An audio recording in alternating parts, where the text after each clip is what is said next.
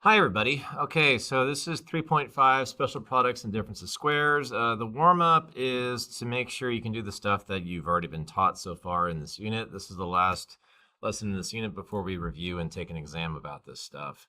All right, so 1 and 2 are seeing if you can still multiply binomial times binomial. Number 1's pretty easy. I'll just show you number 2 in case you don't remember how to do this. All right, 2x times 3x is 6x squared. 2x times 2 is 4x. 1 times 3x is 3x. And 1 times 2 is 2. All right, so I get this. The terms in the middle are like terms, so I have to combine them. 4x plus 3x is 7x. And the answer for number 2 would be 6x squared plus 7x plus 2.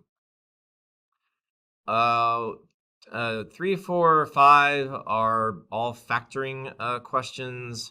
I will show how to do a couple of them. All right, but like this is like if you don't know how to do 3, 4, and 5, I mean 3 and 4 are from the called 3.3 notes. 5 would be from the 3.4 notes. I really hope I don't have to talk about how to do 3 and 4 anymore, but I probably do. I'm going to do 5 just because that was the last thing from the previous notes. All right, so every single time you're multiplying whatever number would be to the left of x squared, which is 1 here, but here it's 3. And you multiply that times the last number, which is 10 here, 30 here, but here it's 6. And I want to get the factors of what's called ACA times C that add up to B, which is the number in the middle. So I want to find the factors of 18 that add up to negative 11. So since it's negative 11, that means they both are negative factors. The factors of 18 that add up to negative 11 are negative 2 and negative 9. So those are the factors of it. And that means I get to separate the number negative 11 into negative 2 and negative 9. You can do it like this. You could do minus 2x, minus 9x. You could do that. That's fine. Or you can do minus 9x minus 2x. That works too. Plus 6. Okay, so now I want to factor, what is the greatest common factor of these two things? That is 3x, x minus 3. What is the greatest common factors of negative 2x and 6? That is negative 2, x minus 3. All right. And so now notice both factors are the same thing on the inside. So that means I get to combine my greatest common factors. And now I have the answer to number 5. 3x minus 2 times x minus 3. All right. The challenge question is basically asking you the exact same thing. It's just written a little bit differently. You could figure that out. All right. So here are two extremely important vocabulary words for math. And that is square roots and perfect squares. All right, if you're asked for a square root, that means what number multiplied times itself is the number inside the root. For example, the square root of 16 is 4, and that's because 4 times 4 is 16. That's the answer is 4 because if you multiply 4 times itself, you get 16. That is what it's asking you. Perfect squares are numbers whose square root is an integer or a whole number. Really, I should maybe a whole number. Whole number meaning just like a positive number. All right, here's the example of some perfect squares. There's only a few of them. There's not too many of them. Well, there's actually infinite amounts of them, but you gotta kind of worry about the first maybe 10. All right, so we got 1, 4, 9, 16, 25. This 1 is 1 times 1. 4 is 2 times 2. 9 is 3 times 3. 16 is 4 times 4. 25, what would be after that? 6 times 6, 36. What would be after that? 7 times 7 is 49. So after that, 64, 81, 100. Yeah, that's what perfect squares are. So those are phrases I have to say a lot.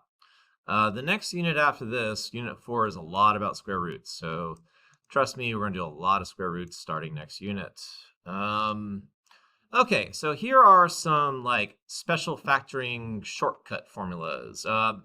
Perfect square trinomials. That means like basically the last number, well, basically it means what if I multiply a binomial times itself? It creates this formula, which we don't really have to use. I recommend not really bothering with it. We're going to just kind of multiply like it's regular numbers right now.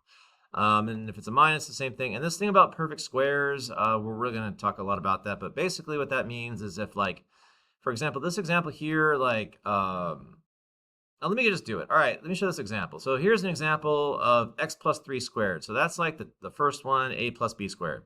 So what that means, if you are squaring something, that means I'm multiplying it times itself. I know a lot of you would just write x squared plus 9 would be the answer, and that'd be very wrong. It's like this. Okay, so we could follow what this formula is saying, but I recommend we just kind of use FOIL just so we don't get confused. X times x, x squared. X times 3, 3x. 3 times x, 3x. 3 times 3, 9. And then you get x squared plus 6x plus 9. Now, what this is in the form of what it says here. A squared, the a was x. The b was 3. All right, so a squared means x squared. B squared means 3 times 3 is 9. Yes, that is what b squared is. Now, this middle part, 6x, is the 2ab. So, again, the a is the x. The 3 is 3. And what's 2 times 3? It's 6. So this is like in the form of that answer. All right, p minus 7 squared. Again, this doesn't have to be x's. It can be p's, w's, whatever. So now what p minus 7 squared means is, well, p minus 7 times p minus 7. Like, that's what it means. And so doing FOIL, I would get p power 2 minus 7p minus 7p plus 49. All right. And then you can actually combine negative 7 and negative 7, and you get negative 14p plus 49. And if you look at this answer, it is in the form of what it looks like here. So I just, like, this is a minus b squared. This is what p minus 7 is. It's just the p is the a, the 7 is the b. A squared means p squared. B squared means 7 times 7 is 49. And the 2ab, so 2 times the a again is x, but the b is 7, and 2 times 7 is 14. So notice we get 14. All right. And then the final version is the difference of squares version, where it's what if they're identical, but the difference is it's plus in the middle and minus in the other. And when that happens, you'll notice that there is no 2ab thing in the middle. It just becomes whatever this is squared minus whatever this is squared. Let me show you why. So if I were to do w times w, I get w squared. Then I do w times negative 5, that becomes negative 5w. And then I do positive 5 times w, that is positive 5w. And then positive 5 times negative 5 is negative 25. Negative 5 plus 5 is 0. So I'm not going to write 0w. There's no point in writing that. Instead, it just the w disappears, and I have w squared minus 25. This is in the form of this. Like the a was w, but now it's w squared. The b was 5, and now it's, well, 5 squared, and that's 25. And that's the answer for that. And that's how you do these questions. So like this would be n plus 9 times n plus 9. You know, so what I'm saying is I recommend just continually doing FOIL, FOIL. But if you understand these formulas well, like these formulas are actually shortcuts on how to get to the answer pretty quickly, much quicker. So you can do FOIL, which I recommend just doing so you don't screw up. But if you really want to challenge yourself and understand formulas, use these shortcuts, really. Yeah, all right. Now, the final thing is, like, I want you to be able to, like, factor via the difference of squares. Okay, so this is, like, a special, like, factoring thing. If you have a binomial, all right, in other words, all right, so this is the difference of squares. If you have a binomial, like this is a binomial, like a squared and b squared are unlike terms, and both terms are perfect squares. Okay, what goes in that? Wow, I write the word perfect, it comes out like that on Desmos. Weird. If both terms are perfect squares, then get the square roots of both terms, and those square roots become a and b in the factors. That's kind of what this is. All right, here's an example. 4x squared minus 25. 4x squared is a perfect square. It is. Like, I can do the square root of 4, I can do the square root of x squared. That gives me 2x. 25 is a perfect square, so that means minus 5. So now, since those are both perfect squares, I can just kind of plug into this. Like a minus b means 2x minus 5. A plus b means 2x plus 5. And that's actually the answer. 9x squared minus 36. 9x squared is a perfect square. It is 3x. That is the square root of 9x squared. 36 is also a perfect square. That is 6. And then that makes the other factor the exact same numbers, but there's a plus sign.